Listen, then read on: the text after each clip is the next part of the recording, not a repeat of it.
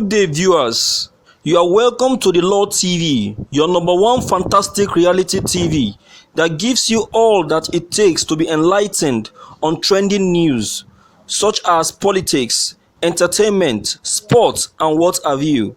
If you are new on this channel, kindly click on the subscribe button as well as the already subscribed. So please don't forget to drop your comments anytime I drop new videos. Thank you. Ciao, ciao. News of the day. Buhari doesn't have what it takes to govern Nigeria properly. Nobel laureate Professor Wole has said that President Muhammadu Buhari does not have what it takes to govern a complex country like Nigeria properly. Soyinka, in an interview with the news, when asked if Buhari had what it takes to govern Nigeria, simply said no. No, definitely no. Buhari cannot govern this country properly. That became clear during his first term in office. For a state, I don't think he understands this nation. He is incapable of grasping the complexity of a nation like Nigeria. And because of that, he is trapped among other governance derelictions in the divisive snare of nepotism. It's real. It is blatant. He goes so far as to plunk people from retirement for jobs or sensitive positions simply because they are the only people he knows and trusts.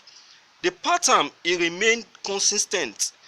In the last elections, I urged voters to abandon APC and PDP since the latter was just lambed and try and install a fresh mind.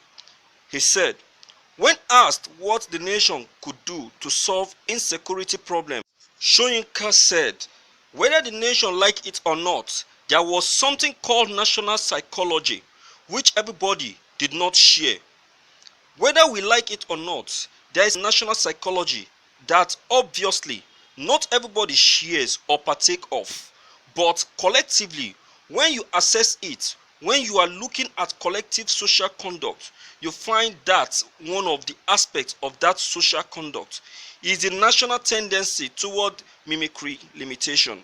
That person is doing it, I must do it, most of the time of a negative model.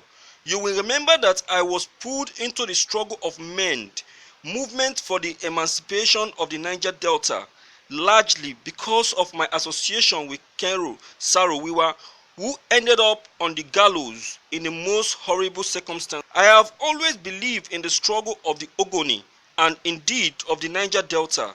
Some of them would come to me to discuss their problems and seek advice.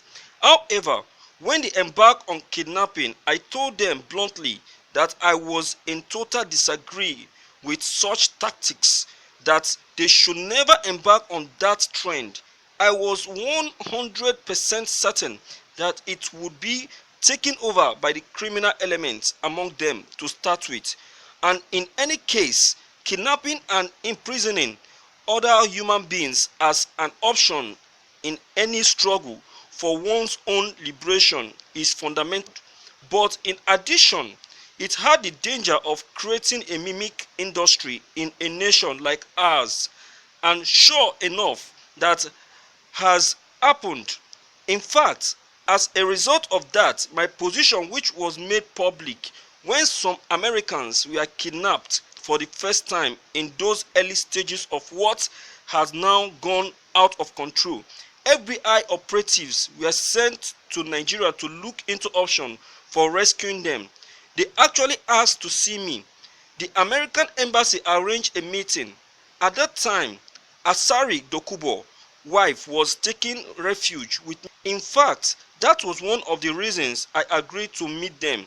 I introduced them to Mrs. Asari Dokubo and through her tried to contact her husband, who was then in detention.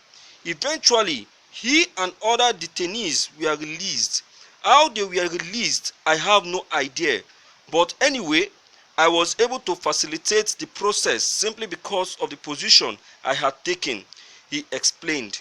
Soyinka lamented that from that beginning had now sprung, as he warned, this now transnational industry in Nigeria, saying that to stop it now requires the entire coordination of efforts across religion, business, rural government, and the sensitization of the entire nation toward the exercise of observation. For example, look at where hostages were kept in Lagos by the billionaire kidnapper Chukwudumeme Onwumadike alias Evans for over a year in the midst of a busy urban residential area. It requires the mobilization of the entire populace on a level we have never known. It includes the involvement even of children. They have, after all, become first-line victims. We should inculcate a sense of observation, virtually turning the country into the kind of security zone that operates at airports.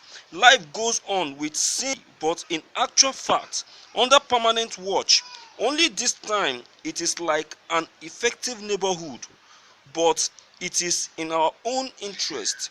Otherwise, these things will proliferate into unmanageable proportions. Thank you for listening to this news.